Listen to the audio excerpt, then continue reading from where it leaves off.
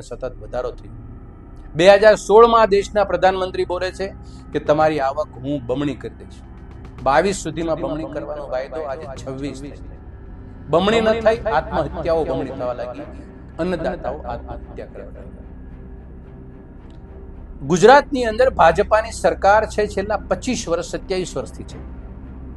આ દેશની ભૂમિ કેટલી છે, આ રાજ્યની ભૂમિ કેટલી છે, કેટલા અન્નદાતાઓ છે, કેટલી એગ્રીકલ્ચર ઇનપુટ્સ તરીકે રાસાયણિક ખાતરની જરૂરિયાત છે, એ આંકડો ફિક્સ છે। રાજ્ય સરકારને મા બાપ બરાબર રાસાયણિક ખાતરનો જથ્થો ખેડૂતોને ઉપલબ્ધ સમયે થાય, ગુણવત્તા સાથે થાય, ઉચિત ભાવ સાથે થાય, આ વ્યવસ્થા કરવાની જવાબદારી આ રાજ્ય સરકારની છે। ગુજરાતની અંદર ભાજપાની સરકાર છે છેલ્લા 25 વર્ષ 27 વર્ષથી છે। આ દેશની ભૂમિ કેટલી છે, આ રાજ્યની ભૂમિ કેટલી છે, કેટલા અન્નદાતાઓ છે, કેટલી એગ્રીકલ્ચર ઇનપુટ્સ તરીકે રાસાયણિક ખાતરની જરૂરિયાત છે, એ આંકડો ફિક્સ છે। રાજ્ય સરકારને મા બાપ બરાબર રાસાયણિક ખાતરનો જથ્થો ખેડૂતોને ઉપલબ્ધ સમયે થાય, ગુણવત્તા સાથે થાય, ઉચિત ભાવ સાથે થાય, આ વ્યવસ્થા કરવાની જવાબદારી આ રાજ્ય સરકારની છે।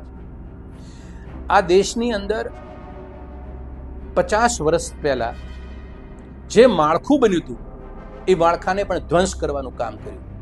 શું કામ? ખેડૂત અને ખેતી એની આબાદી થશે તો અમને કોઈ પૂછશે નહીં।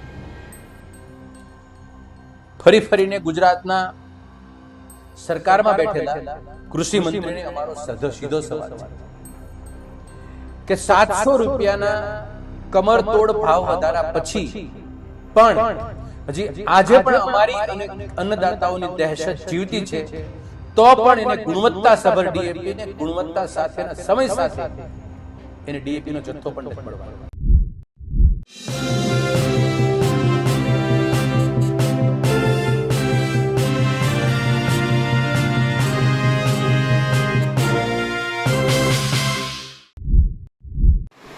વડાપ્રધાન નરેન્દ્ર મોદી 2 દિવસ ગુજરાત પ્રવાસે।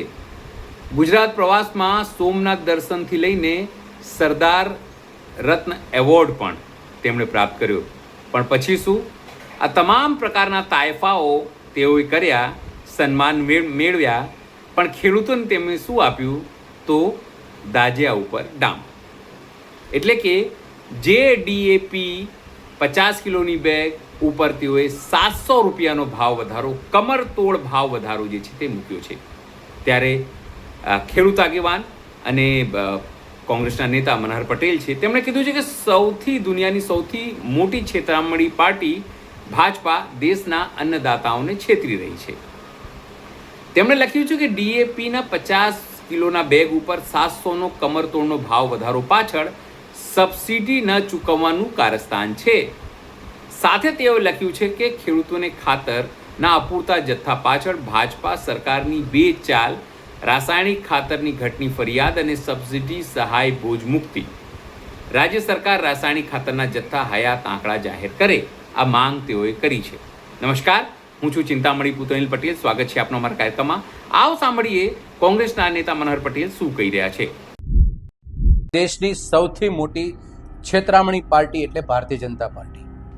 2014માં આ દેશનું સુકાન સંભાળવું હતું, એટલા માટે અન્નદાતાઓને છેતરવા માટે એક સૂત્ર બનાવ્યું, બહુત હુઆ કિસાન પર વાર, અબ કી બાર મોદી સરકાર।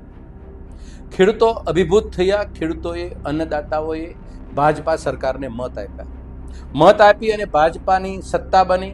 સત્તા બન્યા પછી દેશના પ્રધાનમંત્રી ખેડૂતોને કહે છે, ખેડૂત મારો આત્મા અને ખેડૂત મારો અન્નદાતા।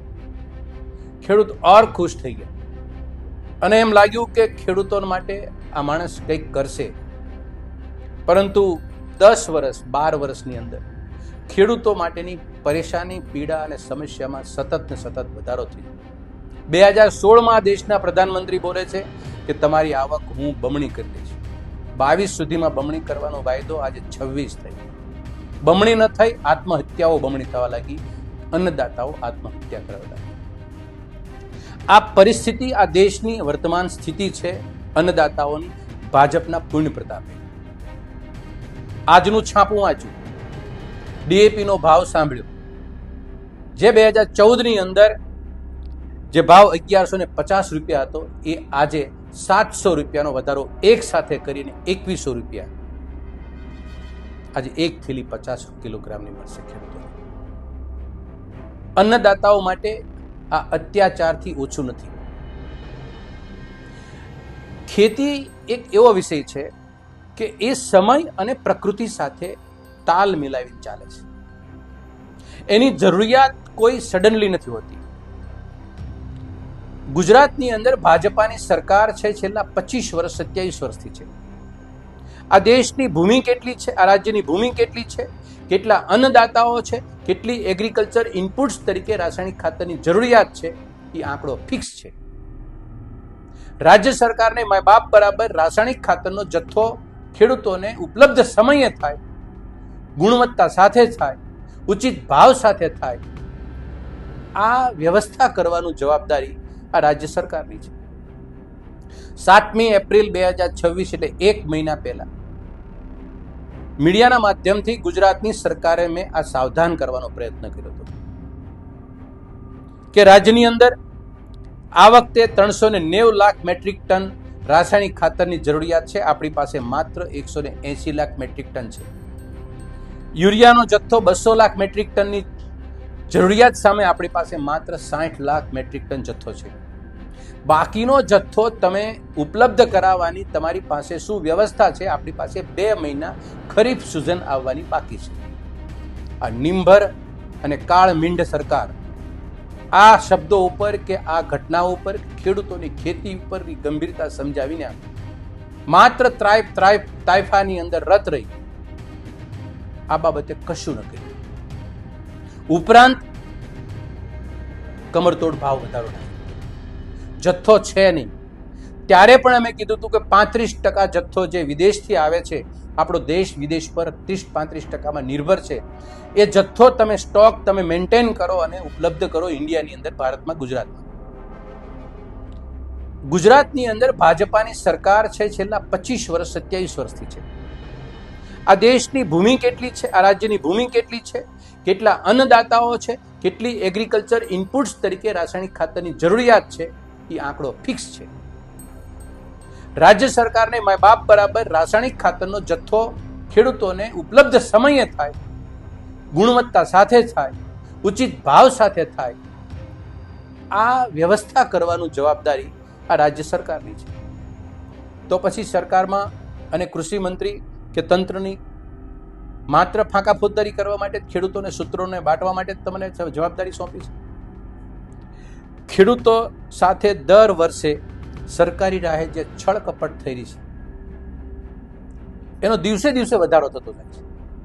ખેડૂતોને કશું દેવાનું નહીં, સબસિડી નથી દેવી, સહાય નથી દેવી, એ ઓઠા નીચે અત્યારે ખેડૂતોને ખાતર વગરનો રાખવાનું આ કારસ્તાન છે.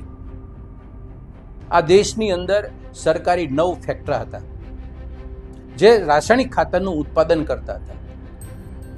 ઇફકો, ક્રિપકો, જીએસએફસી, જીએનએફસી એને દબોચી અને નુકસાન કરવાનું કામ આ ભારતીય જનતા પાર્ટીની સરકારે કર્યું છે. જે બાકીની જે દેશની અંદર જે સરકારી ફેક્ટરી હતા, કારખાનાઓ હતા, રાસાયણિક ખાતરનું ઉત્પાદન કરતા હતા, એનો જે હિસ્સો હતો એ ખાનગી કંપનીઓને વેચતા રહ્યા. આ દેશની અંદર 50 વર્ષ પહેલા જે માળખું બન્યું હતું એ માળખાને પણ ધ્વંસ કરવાનું કામ કર્યું. શું કામ? ખેડૂત અને ખેતી એની આબાદી થશે તો અમને કોઈ પૂછશે નહીં. ફરીને ગુજરાતના સરકારમાં બેઠેલા કૃષિ મંત્રીને અમારો સીધો સવાલ છે કે 700 રૂપિયાના કમરતોડ ભાવ વધારા પછી પણ હજી આજે પણ અમારી અને અન્નદાતાઓની દહેશત જીવતી છે, તો પણ એને ગુણવત્તાસભર ડીએપી ને ગુણવત્તા સાથેના સમય સાથે એને ડીએપીનો જથ્થો પણ નથી મળવાનો. કારણ કે તમારી પાસે વહીવટી શક્તિ, તમારી પાસે ડીએપીનો જથ્થો આજની તારીખે જે જરૂરિયાત છે એ જથ્થો ઉપલબ્ધ નથી. એટલે તમે 700ના ભાવના વધારાનો એક નાટક કરી ખેડૂતો ડીએપી માગવા ન નીકળે અને તમારું કામ પતી જાય, એ માનસિકતાથી આ 700 રૂપિયાનો વધારો કર્યો છે. 50 કિલોની બેગનો એક સાથે 700 રૂપિયાનો વધારો કોઈ કલ્પના બહારની વસ્તુ છે.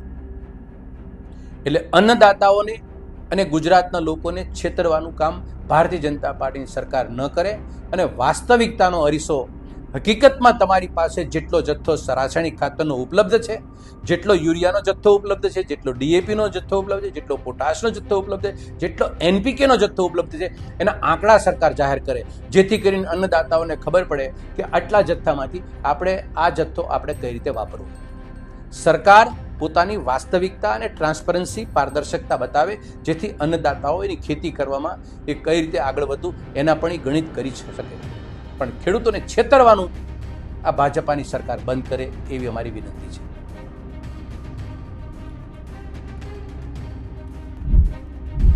જે રીતે ખાતરના ભાવમાં વધારો થયો છે ઇલેક્શન પત્યા પછી, તેને લઈને આપ શું માનો છો? જરૂરથી મારા કોમેન્ટ બોક્સમાં કોમેન્ટ કરજો. એ સિવાય મારી યુટ્યુબ ચેનલ લાઈક કરો, સબસ્ક્રાઇબ કરો અને બેલ આઇકન દબાવો. સાથે મારી વેબસાઇટ છે www.gujaratplus.in. ત્યાં પણ જઈને તમે વધુ અપડેટ થઈ શકો છો. અત્યારે માટે બસ આટલું જ. નમસ્કાર.